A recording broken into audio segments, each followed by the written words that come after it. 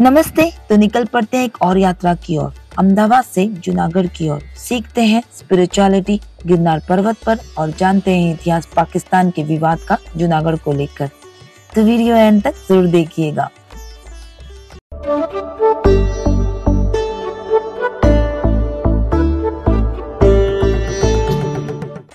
तो शुरू करते हैं बड़ी चार धाम यात्रा गुजरात से। गुजरात के जूनागढ़ में भवनाथ नगर में स्थित गिरनार पर्वत से।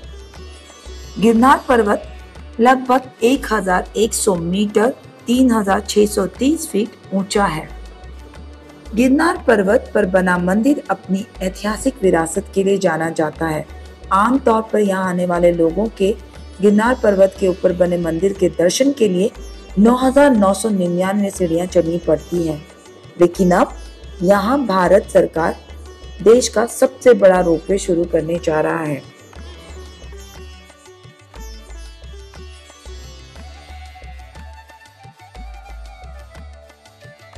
हिमालय पर्वत के दादा गिरनार पर्वत पर कहा जाता है कि एक विलुप्त ज्वालामुखी भी है, यानी कि मृत ज्वालामुखी भी है।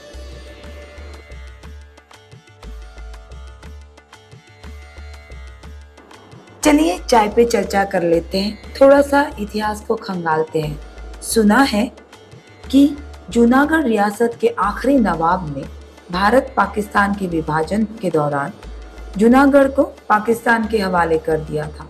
1948 में भारत सरकार ने जूनागढ़ को हासिल कर लिया।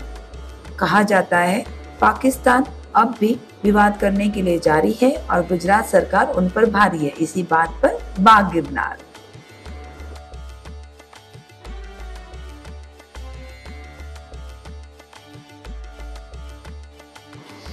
गिरनार पर्वत के चारों ओर 33 कोटि देवी देवताओं का वास है। इसलिए देश के कोने कोने से लाखों श्रद्धालु एक कठिन परिक्रमा करते हैं। कार्तिक एकादशी में 36 किलोमीटर पैदल चलकर ये कठिन परिक्रमा पूरी की जाती है। गिरनार पर्वत पर काफी पुराने मंदिर है, शिव के मंदिर है, काफी सारी दिव्य शक्तियां का वास आज भी है। और डेवलपमेंट तो है ही, साथ ही यहाँ की धरोहर को, नेचुरल प्रकृति को संभाल के रखा गया है।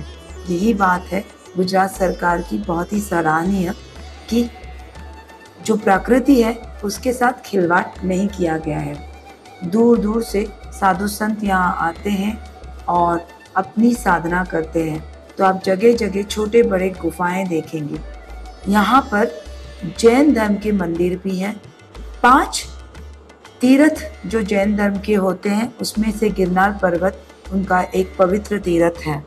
भगवान नेमिनाथ ने यहीं पे मोक्ष हासिल किया था।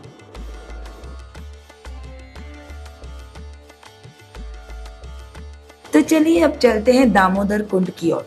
दामोदर कुंड गुजरात का हरिद्वार भी है। गुजरात के लोग यहाँ अपने पूर्वजों के आत्मा की शांति के लिए प्रार्थना करने आते हैं। और हाँ, ये गिरनार पर्वत की तलेटी में एक पवित्र झील माना जाता है। 15वीं शताब्दी के प्रसिद्ध गुजराती कवि और कृष्ण भक्त नरसिंह मेहता जी का जीवन निकटता से जुड़ा हुआ है दामोदर कुंड के साथ। वो सुबह की स्नान यहीं करते और सुबह की प्रार्थना है वह यहीं रचते। वैष्णव जन तो एने कहिए जे पीर पराई जाने रे। और अब हम आ चुके हैं भालका तीर्थ मंदिर। जूनागढ़ में स्थित भालका तीर्थ मंदिर भगवान श्री कृष्ण का है, जहां उन्होंने अपनी आखिरी सांसें ली थी। भगवान श्री कृष्ण की लीलाएं, बचपन की शैतानियां, राधा रानी हो, रुक्मिणी माता हो या फिर उनके राजा बनने के कार्य हो, हम सब जानते हैं। पर क्या हम जानते हैं भगवान श्री कृष्ण की मृत्यु कैसे हुई थी?